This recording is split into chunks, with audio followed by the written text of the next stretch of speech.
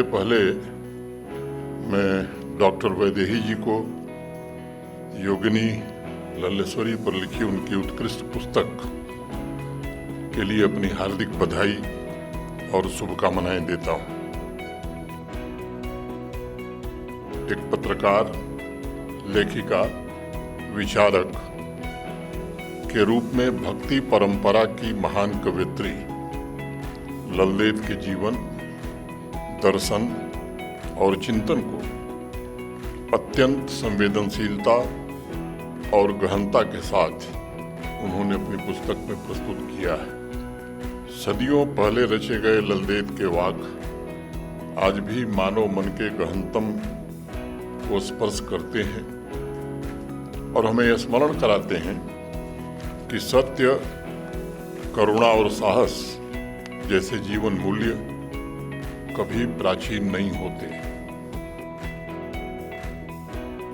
Doctor Vaidehi जी की यह कृति केवल ललदेव को समर्पित श्रद्धांजलि नहीं है, मुझे लगता है हमारी सांस्कृतिक चेतना और मानवीय मूल्यों को समृद्ध करने वाला एक बहुत ही अमूल्य योगदान है।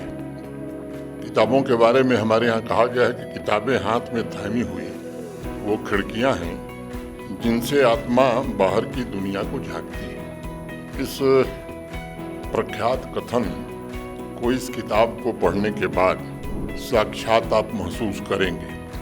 ये दर्शन हमारी सांस्कृतिक जड़ों से निकला है। अगर मैं योगिनी लल्लेश्वरी की बात करूं, उनके जीवन, उनके दर्शन पर आधारित डॉक्टर वैदेही की यह पुस्तक हमें अपने सांस्कृतिक आध्यात्मिक परंपराओं से जोड़ती है। ललदेव को मैं भारत के सर्वधर्म समभाव की संस्कृति का भी प्रतीक मानता हूँ, जिन्होंने आपसी भाईचारे की नींव इस धरती पर रखने का काम किया था। उनका एक बड़ा प्रसिद्ध वाक्य है, हम सब जानते हैं, शिव छुई थल थल रोजान, मोजान हयोन तो मुसलमान। अर्थात शिव का निवास स्थान स्थान पर है और सर्वव्याप्त है और इसलिए हिंदू और मुसलमान में भेद करने की जरूरत है नहीं।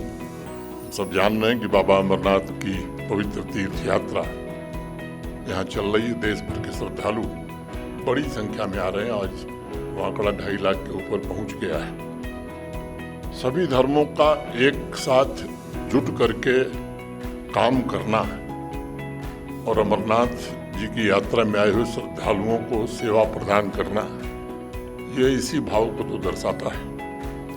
मैं मानता हूं कि सर्वधर्म समभाव का उनका यह दर्शन हमारी सबसे अनमोल विरासत है और उसे सहेजना और नई पीढ़ी तक पहुंचाना, ये हम सबका सबसे बड़ा दायित्व है, जिसको डॉक्टर वैदेही ने अपने किताब के माध्यम से पूरा करने का प्रयास किया है।